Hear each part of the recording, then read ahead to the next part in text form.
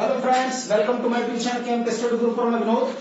दोस्तों, आज ये जो वीडियो है ये है सिंपल इंटरेस्ट साधारण ब्याज के बेसिक कॉन्सेप्ट के ऊपर। आखिर जो साधारण ब्याज है वो चल किस कॉन्सेप्ट पे रहा है। देखिए, फॉर्मूले वगैरह याद करोगे तो कोई बेनिफिट नहीं होगा। आप कॉन्सेप्ट समझो, कॉन्सेप्ट क्या है। कॉन्सेप्ट अगर आपकी समझ में आ गया तो हर क्वेश्चन को उसी तरीके से लगा देंगे।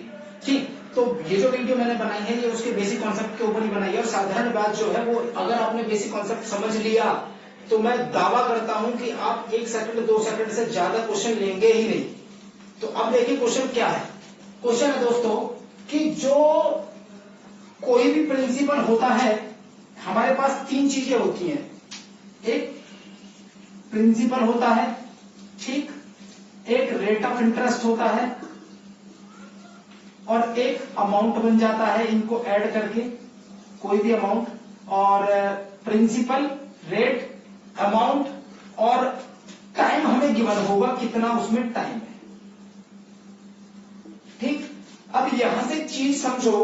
देखिए, अगर कोई पैसा आप 10 वर्षों के लिए ले रहे हैं, 2 वर्षों के लिए ले रहे हैं, 4 वर्षों के लिए ले रहे हैं, कितना ही भी टाइम के लिए ले रहे हैं, लेकिन साधारण ब्याज में आपको इतनी बात पता होगी कि इंटरेस्ट कभी भी चेंज नहीं होता। मतलब अगर आप पहली साल किसी को 500 रुपए इंटरेस्ट के रूप में दे रहे हैं तो आप हर साल 500 500 500 500 ही देते रहेंगे। मतलब मेरा क्या है, देखिए यहां से आपको एक बात समझनी पड़ेगी कि अगर आपने एक चीज मैंने यहां पे बनाई है कि total rate percent. Total rate percent का मतलब क्या है, अगर आपने रेट में टाइम की इंटू कर दी तो आपका टोटल रेट परसेंट निकल के आ जाता है। मतलब अगर मैं ये बोलने लगूं कि आपके पास कोई पैसा आपने लिया और 10 वर्षों के लिए लिया 2% से, तो आपको पता है आप हर साल 2% 2% 2% ही देंगे, 2% से ज्यादा नहीं देंगे। और 10 वर्षों में जब आप 2% 2% 2% देंगे तो टोटल मिला के 20% देंगे। तो इसका मतलब क्या हुआ कि आपके पास टोटल रेट परसेंट आ जाएगा कि आपको टोटल देना कितना इंटरेस्ट है।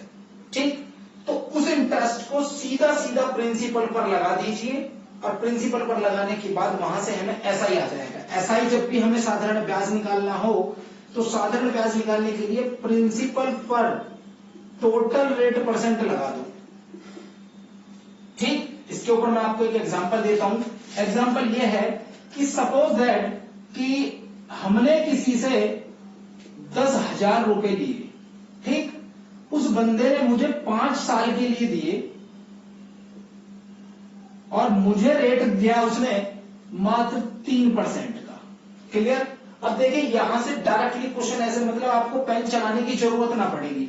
आपने सीधा सीधा देखा कि जब मेरा 5 साल है 3% है तो जो टोटल रेट परसेंट आएगा वो मेरा 15% आएगा। 5 3 या 15, भाई हर साल में 3% ही दूंगा और 5 साल में मुझे 15% देना पड़ेगा। तो इसका मतलब टोटल रेट परसेंट आया मेरा 15%। अब आप डायरेक्टली इसके ऊपर देखिए, अगर आपको अमाउंट पूछा है तो आप 10,000 का 115% निकाल दीजिए। क्लियर। अगर अमाउंट पूछा है, क्यों? क्योंकि देखो आप इस बात को जानते होंगे, परसेंटेज में आपने पढ़ा होगा कि 100% अपने आप में हर वैल्यू होती है और जब उसके ऊपर कोई इंटरेस्ट ऐड हो जाता है या फिर उसके ऊपर कोई प्रॉफिट ऐड हो जाता है तो वो 100 प्लस समथिंग बन जाती है। तो इसका मतलब है कि जब टोटल रेट परसेंट, इसका मतलब इंटरेस्ट हमारा 15% जुड़ा तो वो 115% हो जाएगी वैल्यू। तो 115% आप यहां से निकाल सकते हैं। तो ये 11500 इतने रुपए अमाउंट बन जाएगा। लेकिन अगर आपको सीधा केवल सिंपल इंटरेस्ट ही पूछा जाए तो आप 10,000 पर केवल 15% निकालेंगे। तो देखिए यहां से 1500 रुपए आ रहा है, आने के लिए तो यहां से भी 1500 ही आ रहा है। ठीक, तो मेरा बेसिक कॉन्सेप्ट आपको समझ में आया होगा। मैं बोलना क्या चाह रहा हूं, मैं ये बोलना चाह रहा हूं कि जैसे ही आप रेट परसेंट देखें और टाइम देखें तो दोनों की इंटू करके टोटल रेट परसेंट निकाल लें। और टोटल रेट परसेंट निकलते के साथ आपको पता लग जाएगा कि आपका प्रिंसिपल कितना है और आपका अमाउंट कितना बनने वाला है। जैसे कि मेरा टोटल 15% आया तो इसका मतलब 100% मेरा अगर प्रिंसिपल है तो अमाउंट तो 115 बनेगा और इंटरेस्ट मेरा 15% है। दोनों में से जो भी चीज आपको पूछी होगी आप वहां से निकाल सकते हैं। अब दूसरा क्वेश्चन अगर यहां से सपोज दैट कि अमाउंट ही दे दे इस तरीके से, तो उस सिचुएशन पे आप कुछ भी निकाल सकते हैं। कहने का मतलब मेरा ये है, अगर आपने टोटल रेट परसेंट निकाल दिया, आपको प्रिंसिपल नहीं दिया, अमाउंट दे दिया, तो आप आराम से निकाल सकते हैं। रेट परसेंट तक भी आप वहां से निकाल देंगे।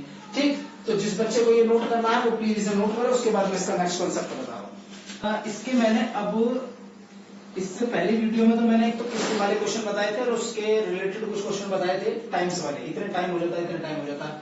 उसी तरीके के ये क्वेश्चन भी हैं कुछ, लेकिन उससे थोड़ा सा डिफरेंस है इनमें। अब क्वेश्चन क्या है वो देखिए, कोई भी प्रिंसिपल है हमारा, कोई राशि है, वो 2.5 वर्ष के अंत में उस राशि का 4/5 मतलब जो उस राशि पर जो ब्याज मिलेगा। देखो यहाँ पर दो चीजें फोकस करने की जरूरत, दोनों क्वेश्चनों में अलग है।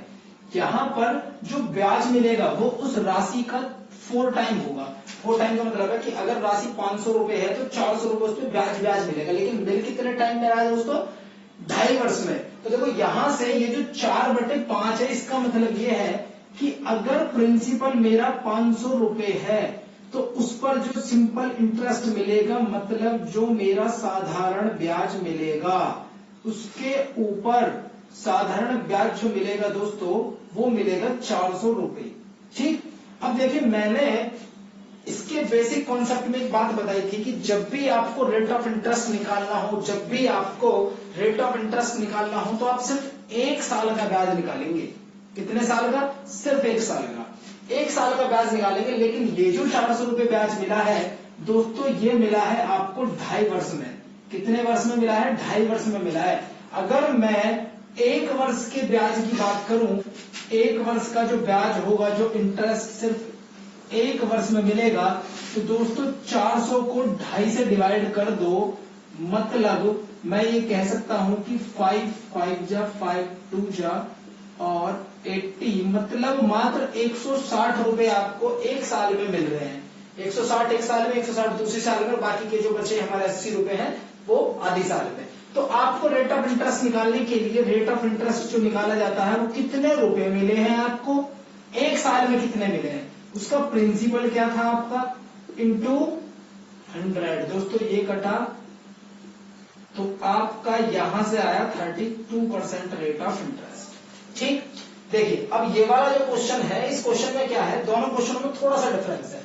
यहां पर ये जो 4/5 दे रखा था, इसमें ये जो बेस होता है ना दोस्तों, ये बेस तो ऑलवेज प्रिंसिपल होता है। इसे तो बिना कुछ सोचे समझे समझ लीजिए कि जो नीचे वाला फ्रैक्शन का बेस होगा वो ऑलवेज प्रिंसिपल होगा, लेकिन ऊपर जो होगा वो क्वेश्चन में बोल रखा होगा कि या तो वो ब्याज है, या तो वो इंटरेस्ट है, या फिर वो अमाउंट है। ठीक, तो अब देखिए नीचे वाले क्वेश्चन में, देखिए नीचे वाले क्वेश्चन में क्या बोला हुआ है कि कोई प्रिंसिपल है।